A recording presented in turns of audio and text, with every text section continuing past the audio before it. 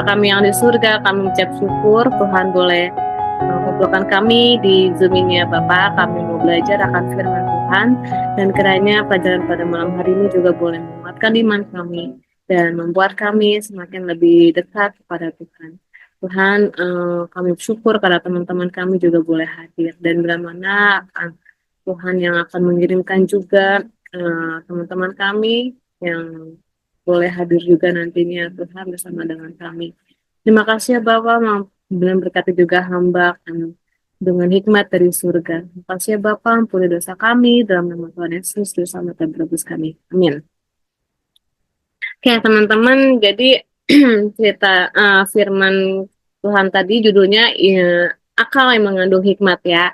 Nah, sebelum saya masuk ke topik pembelajaran kita, saya mau kasih sebuah cerita ya tentang fabel ya. Kalau fabel tuh pasti teman-teman tahu lah ya, itu tentang apa gitu ya.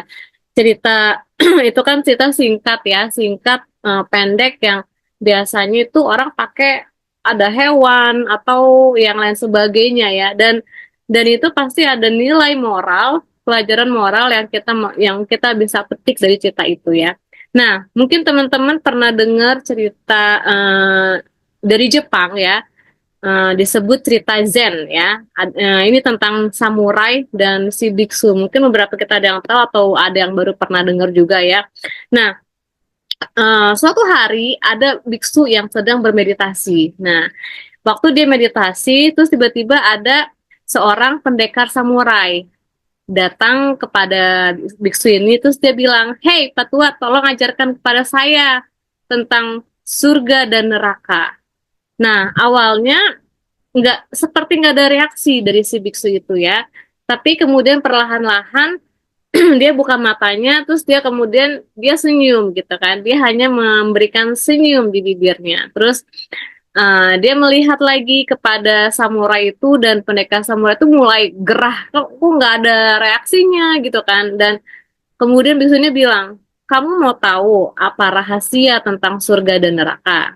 Nah, terus biksu itu bilang lagi, kamu yang begitu cemar dan samuraimu itu sudah berkarat, kamu yang begitu cemar, kamu yang tangan dan kakimu kotor oleh debu, kamu yang rambutmu ini nggak disisir gitu kan, bau mulutmu dan samuraimu itu sudah berkarat dan nggak dirawat, kamu yang jelek, kamu yang berpakaian aneh untuk seorang pendekar samurai. Kamu dari semua orang yang mau, uh, kamu dari semua orang yang mau menyumpah, terus dia mulai merasa pengen tarik nih samurainya kan. Jadi dikasih kata-kata yang kalau kita dengar kata-kata yang tadi tuh agak kesel ya kalau kita dilontarkan kepada kita gitu kan. Dan kepada juga pendekar samurai tuh dia udah mulai kesel dengan dia dibilang seperti itu. Terus dia udah mau narik ya, udah mau narik apa namanya?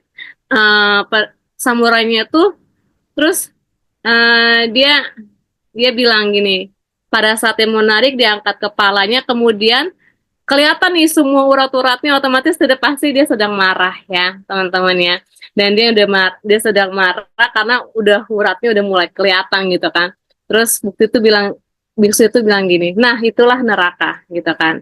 Pada saat itu juga pendekar samurai itu dia kaget gitu kan. Terus dia mulai tersentuh hatinya dengan perkataan biksu itu dengan belas kasihan, dan dia berkata dengan lembut. Terus dengan lemah lembut, penuh dengan belas kasihan, itu kata-kata yang dilontarkan oleh biksu itu kepada pendekar itu mulai merasa tersentuh hatinya, dan yang rela hampir mengorbankan nyawanya untuk memberikan kepada dia suatu pelajaran. Ya, jadi terus ketika dia berhenti berhenti nggak jadi mengambil samurai itu, terus kemudian tiba-tiba dia berinanglah air mata dan dia bilang itulah surga. Ya, jadi kita bisa membedakan ya. Jadi cerita ini sebenarnya pelajaran dari biksu itu, dia cuma hanya memberikan sebuah pelajaran kepada pendekar muda itu mengenai suatu pelajaran apa itu neraka dan surga itu yang sesungguhnya ya. Tadi kita bisa lihat ya, kalau emosi banget itu kita udah masuk udah neraka gitu ya kan. Tapi kalau dengan penuh belas kasihan dan uh, apa lemah lembut. Nah, itulah surga ya. Nah, mungkin banyak dari kita yang ngerasa kagum gitu ya dengan kata-kata yang bijaksana ya, dengan seorang yang senior yang mengucapkan kata-kata kepada kita, kita yang mungkin lebih muda daripada orang senior itu. Terus mungkin kita suka dengan kata-kata mereka, kita melihat orang kata-kata yang diucapkan oleh orang-orang itu sangat bijaksana dan penuh hikmat gitu ya. Apalagi kepada orang-orang yang kita ngerasa kagum. Nah, salah satunya adalah seorang Bill Gates. Dia pernah bilang, kalau kamu terlahir sebagai orang miskin, ya, dan itu bukan salahmu gitu. Tapi kalau kita sampai mati jadi orang miskin, itu kesalahan kita. Dan ada lagi seorang uh, pria yang dikagumi oleh orang-orang ya, namanya Nelson Mandela. Dia bilang, jangan menilai saya berdasarkan keberhasilan-keberhasilan saya, tapi nilailah saya berdasarkan berapa kali saya jatuh dan berapa kali saya harus bangkit kembali. Dan seorang Mother Teresa juga pernah bilang, tidak semua dari kita dapat melakukan hal-hal yang besar, tetapi semua yang bisa kita lakukan adalah hal-hal kecil dengan kasih yang besar. Nah, kata-kata semua itu membuat orang terkagum-kagum ya. Dan kita melihat ada kebijaksanaan dari tokoh-tokoh yang terkenal itu ya. Karena jujur aja ya, kalau saya pribadi saya juga suka gitu ya mendengar kata-kata motivasi gitu ya, yang membuat kita merasa bangkit, merasa dikuatkan gitu ya kan. Nah, pelajaran tadi kita itu mengakal mengandung hikmat. Teman-teman tahu nggak sih kalimat akal yang mengandung hikmat ini berasal dari mana? Mungkin kita bisa buka ya. Kita bisa buka di Wahyu 1 ayat 7. Ini kitab yang ditulis oleh Yohanes Kekasih. Mungkin kita bisa mulai dari Wahyu 17 ayat 6.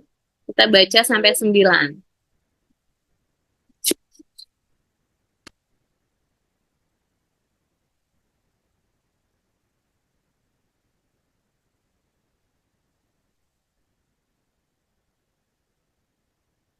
Ya. Dan aku melihat perempuan itu mabuk oleh darah orang-orang kudus dan darah saksi-saksi Yesus. Dan ketika aku melihatnya, aku sangat heran. Lalu kata malaikat itu kepadaku, mengapa kamu heran? Aku akan mengatakan kepadamu rahasia perempuan itu dan rahasia binatang yang memikulnya. Binatang yang berkepala 7 dan bertanduk 10 itu. Adapun binatang yang telah kau lihat itu telah ada, namun tidak ada. Ia akan muncul dari jurang maut, dan ia menuju kepada kebinasaan. Dan mereka yang diam di bumi, yaitu mereka yang tidak tertulis di dalam kitab kehidupan sejak dunia dijadikan, akan heran apabila mereka melihat bahwa binatang itu telah ada, namun tidak ada dan akan muncul lagi. Yang penting di sini ialah akal yang mengandung hikmat. Ketujuh kepala itu adalah 7 gunung yang di atasnya perempuan itu duduk. Ya, nah kalau tadi kita lihat, mungkin ini berat ya, tapi saya nggak bahas tentang nubuatan ya teman-teman ya. Ya, ini bukan mengenai tentang nubuatan ya, tapi eh, saya membagikan ke teman-teman bahwa tadi kita udah baca dari ayat 6 ya. Ini penglihatan daripada Yohanes Kekasih ya. Yohanes Kekasih melihat seorang perempuan, dibilang kan, seorang wanita. Terus di ayat 7 dibilang, malaikat memberitahukan kepada si Yohanes ini tentang rahasia wanita itu, gitu kan. Dan di ayat 8 dibilang, adapun binatang yang telah kau lihat itu telah ada, namun tidak ada. Ia akan muncul dari jurang maut dan ia menuju kepada kebinasaan. Nah, ayat 8 ini membahas tentang binatang yang ditunggangi oleh wanita itu. Terus ayat 9, malaikat itu bilang, yang penting di sini ialah akal yang mengandung hikmat. Akal yang mengandung hikmat. Ketujuh kepala itu adalah 7 gunung yang di atasnya perempuan itu duduk ya. Nah, dalam penjelasan itu tadi dibilang bahwa tiba-tiba malaikat itu bilang, inilah ialah akal yang mengandung hikmat. Kita berfokus kepada mengapa malaikat itu mengatakan tentang satu istilah, yaitu akal yang mengandung hikmat. Nah, pertanyaannya deh, siapa yang akan menerima akal yang mengandung hikmat ini? Kalau kita buka di Wahyu 1 ayat 1. Coba kita buka di Wahyu 1 ayat 1 deh teman-teman.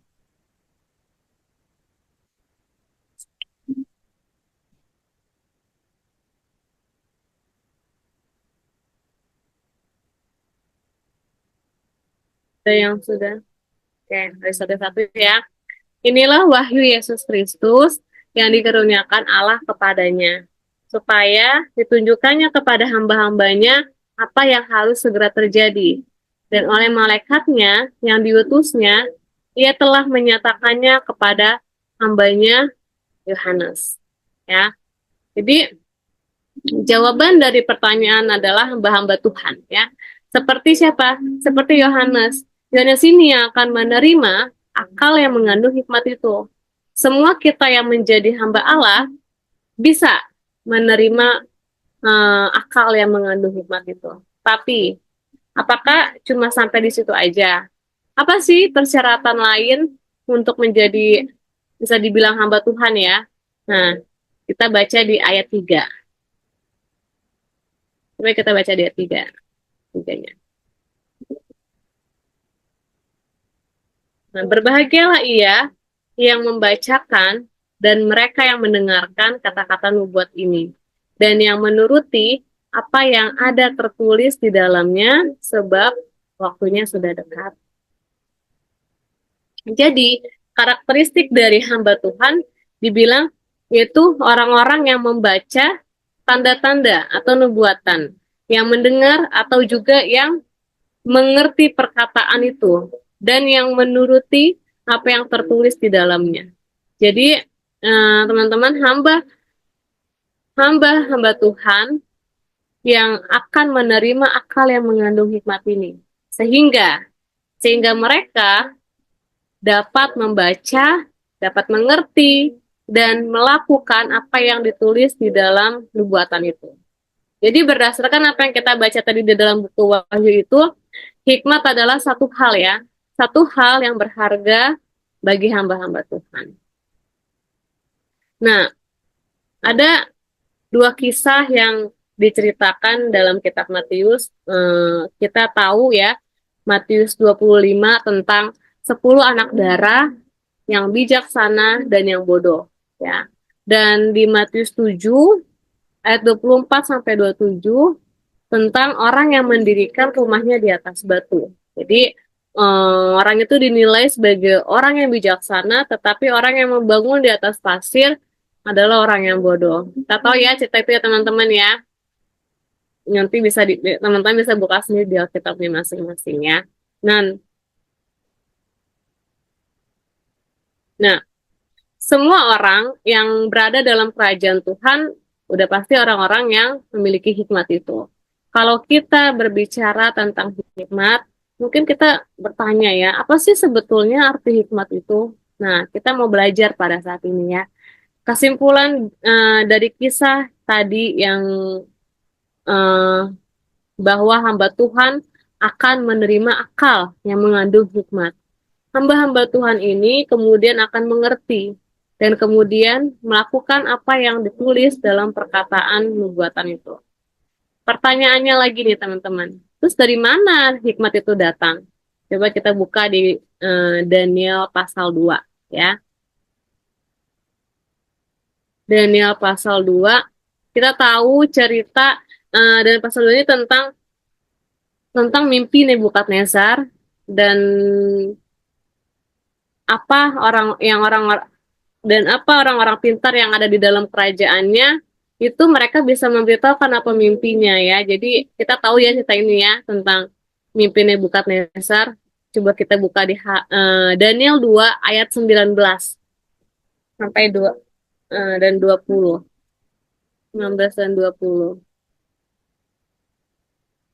Nah, maka rahasia itu disingkapkan kepada Daniel dalam suatu penglihatan malam. Lalu Daniel memuji Allah semesta langit. Berkatalah Daniel, terpujilah nama Allah dari selama-lamanya sampai selama-lamanya, sebab daripada dialah hikmat dan kekuatan. Ya, cerita ini di mana tadi yang udah aku bilang, ceritanya Raja Nebukadnezar eh, raja yang memimpin negeri itu ya, dia mengalami satu mimpi dan dia nggak bisa ingat mimpinya apa gitu. Oleh karena itu dia panggil semua orang pintar yang ada dalam kerajaannya untuk bisa memberitahukan kepadanya apa mimpinya dan apa artinya gitu. Tetapi kenyataannya apa? Orang-orang pintar itu nggak bisa melakukannya. Nah, nah Raja Nebukadnezar ini berkata kepada mereka, kalian semua menipu saya dan kalian nggak bisa memberitahukan apa yang saya alami gitu, yang saya mimpikan. Dan pada saat itu akhirnya kita tahu bahwa Daniel lah dan salah satu orang pintar yang ada dalam kerajaan Nebukadnezar itu, dan Daniel itu berusaha untuk mencari tahu apa arti dan daripada mimpinya itu ya. Dan tadi di ayat 19 dan 20 dibilang bahwa tadi dibilang bahwa dialah hikmat dan kekuatan ya. Dan coba berarti di ayat ini mengakui bahwa hikmat itu adalah milik Tuhan ya. Coba kita lihat lagi di ayat 23.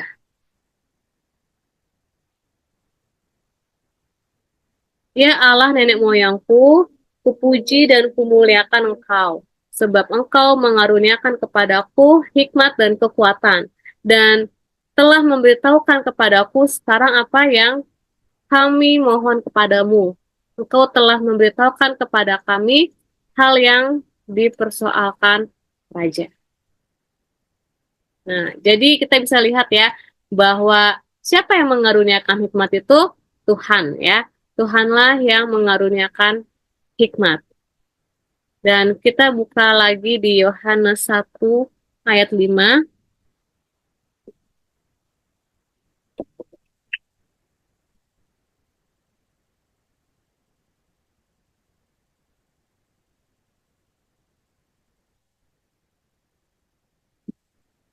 Terang itu bercahaya di dalam kegelapan, dan kegelapan itu tidak menguasainya.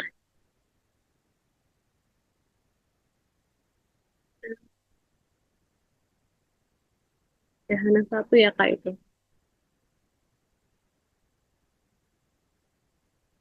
Sorry, kayak saya salah deh. Yang tetapi apabila ada di antara kamu itu benar ya Kak?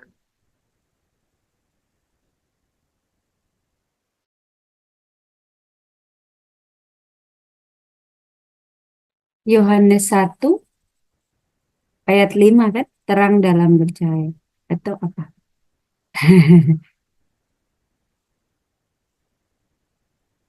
Atau mungkin sisanya bisa.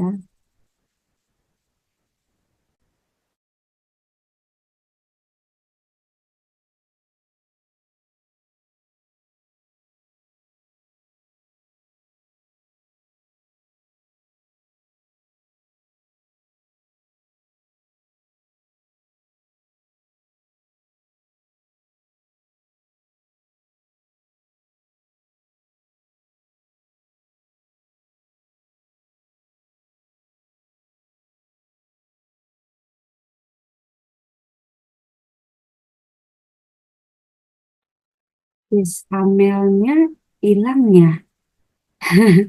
Sebentar ya teman-teman, sepertinya ininya dia kurang bagus kayaknya. Nah,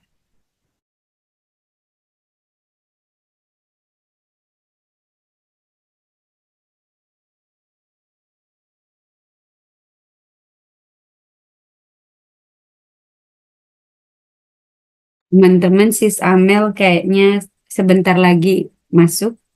Dia mengalami kendala sedikit ya. Sabar ya teman-teman.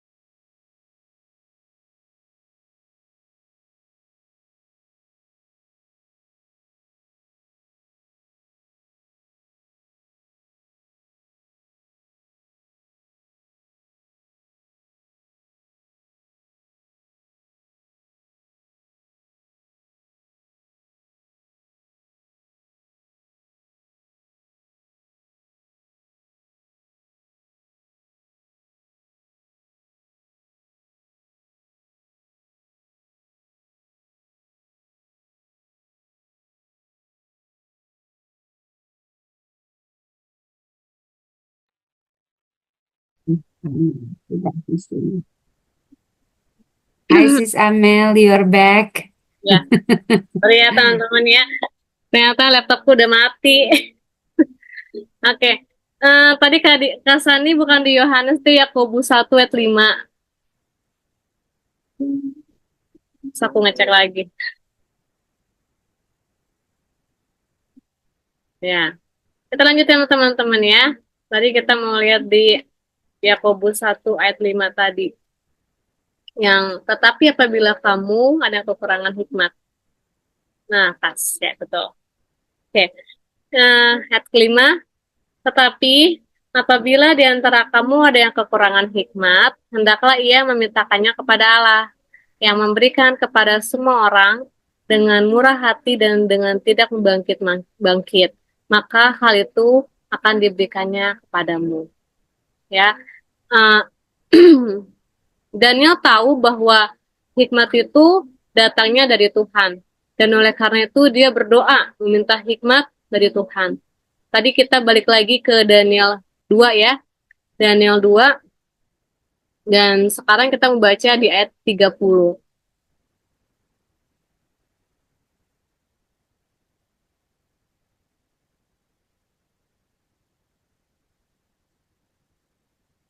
30. Adapun kepadaku telah disingkapkan rahasia itu. Bukan karena hikmat yang mungkin ada padaku melebihi hikmat semua orang yang hidup, tetapi supaya maknanya diberitahukan kepada Tuanku Raja dan supaya Tuanku mengenal pikiran-pikiran Tuanku. Ya, jadi apa yang Daniel sedang katakan ini? Tadi dia bilang ya bahwa saya sebetulnya tidak lebih berhikmat daripada orang-orang pintar lainnya. Jadi, dari mana hikmat itu datang? Tadi berdasarkan Daniel 2 ayat 20 tadi yang kita udah baca bahwa hikmat datangnya dari Tuhan. Tuhanlah yang mengaruniakan hikmat kepada manusia. Di Yakobus 1 ayat 5 ya. Dan orang-orang pintar, orang-orang pintar sekalipun sebetulnya tidak memiliki hikmat yang lebih besar daripada orang lain. Kenapa? Karena hikmat itu datangnya dari Tuhan. Ya, hikmat seperti apa yang perlu kita peroleh dan kita perlu pelajari dari Tuhan. Dan jawabannya ada di Matius 11 ayat 28 sampai 29. Kita coba buka ya. Matius 11 ayat 28 sampai 29.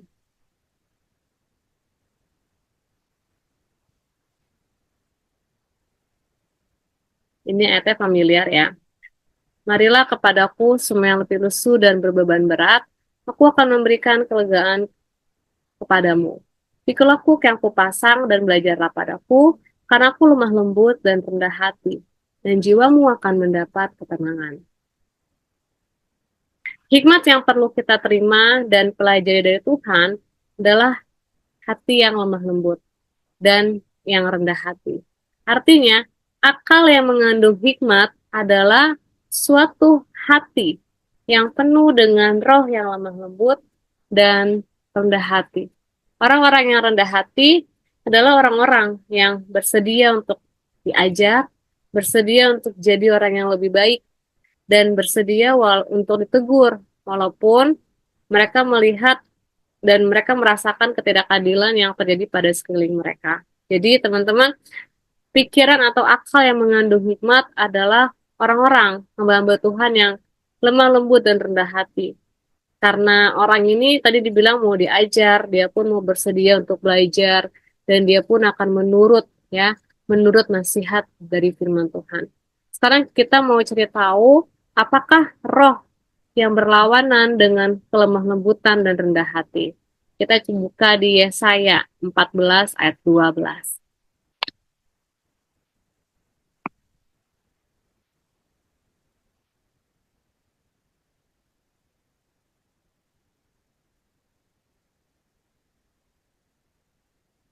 Yesaya 14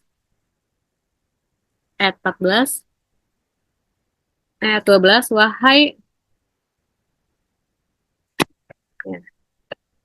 Wah, engkau sudah jatuh dari langit, hai bintang timur, putra fajar. Engkau sudah dipecahkan dan jatuh ke bumi, hai yang mengalahkan bangsa-bangsa.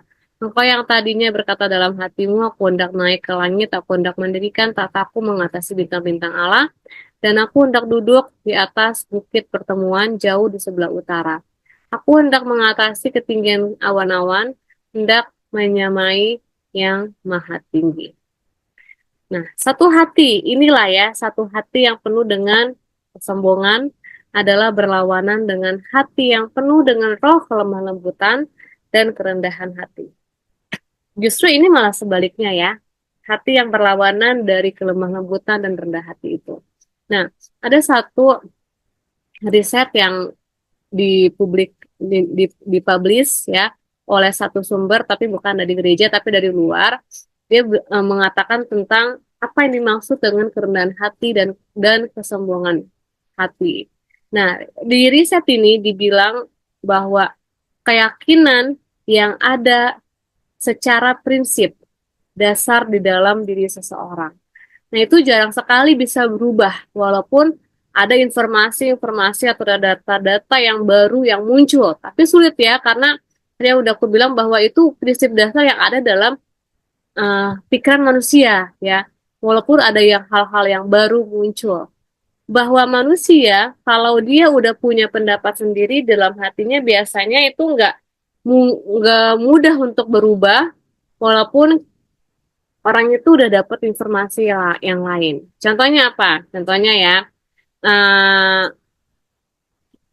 dibilang bahwa orang dalam hukum kesehatan ya, kalau kita merokok, walaupun kita udah disuguhkan banyak sekali informasi dan data, kita lihat ya teman-teman ya di flyernya rokok gitu ya di bungkusnya itu kan ada merokok menyebabkan bla bla bla bla bla, bahkan sampai gambarnya pun yang mengerikan pun ditunjukin gitu kan. Tapi kenyataannya apa? Apakah dunia langsung stop berhenti merokok?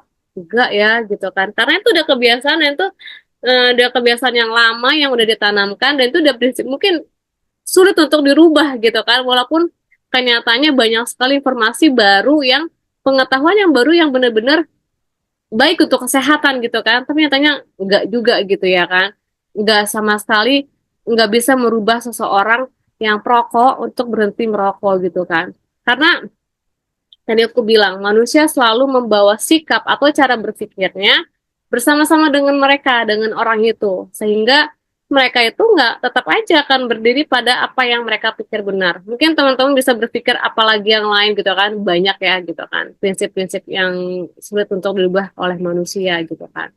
Nah, tadi di Yesaya 14:14 bilang, aku hendak naik mengatasi ketinggian awan-awan, hendak menyamai yang maha tinggi ya. Dan ayat ini bilang bahwa pada waktu kita mengejar keinginan kita sendiri, kita jadinya egois. Maka kita akan menolak hikmat itu. Karena kita nggak percaya bahwa bisa aja kita yang salah gitu kan. Tapi inilah hal-hal yang berlawanan ya. Dan coba kita buka lagi di Filipi 2, melihat hal yang berlawanan lain di Filipi 2 ayat 3 sampai 8 kita mau baca. Filipi 2 ayat 3 sampai 8.